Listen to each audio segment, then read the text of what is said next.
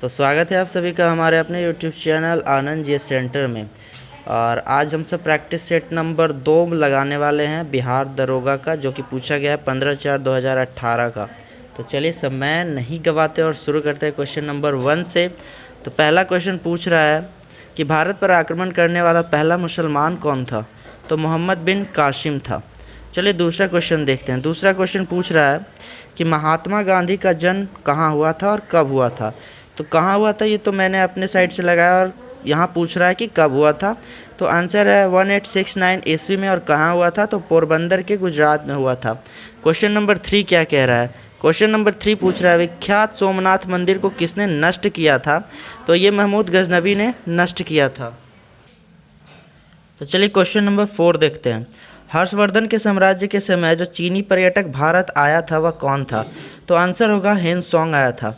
अगला क्वेश्चन पूछ रहा है दिल्ली चलो का नारा किसने दिया? तो एस.सी. बोस यानी कि सुभाष चंद्र बोस इसका आंसर होगा।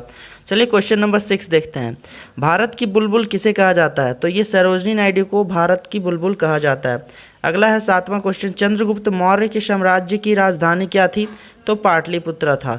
तो गौर से इसको बढ़िया से देखना, क्योंकि ये पूछा जा चुका है दरोगा बैच में 2018 में, इसे इग्नोर मत करना। चलिए क्वेश्चन नंबर 8 को देखते हैं। राज तरंगिणी में कल्हण ने जिस राज्य का वर्णन किया है वह कौन सा राज्य है? तो वो है जम्मू एंड कश्मीर। अगला है मुगल वंश की स्थापना भारत में हुई थी तो 1526 में। और यहाँ पे नोट करना किसने की थी? तो ये बाबर ने की थी। ठीक है, 1526 में एक और इम्पॉर्टेंट इशू हुआ था, मुद्दा हुआ था, जो फाइट हुआ था, उसका नाम है पानीपत की पहली लड़ाई।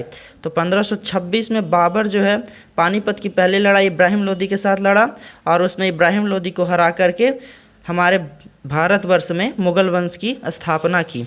चलिए क्वेश्चन नंबर 10 देखते हैं। सिख के गुरुओं में गुरु गोविंद सिंह कितने नंबर के गुरु थे? तो ये 10वें नंबर के गुरु थे।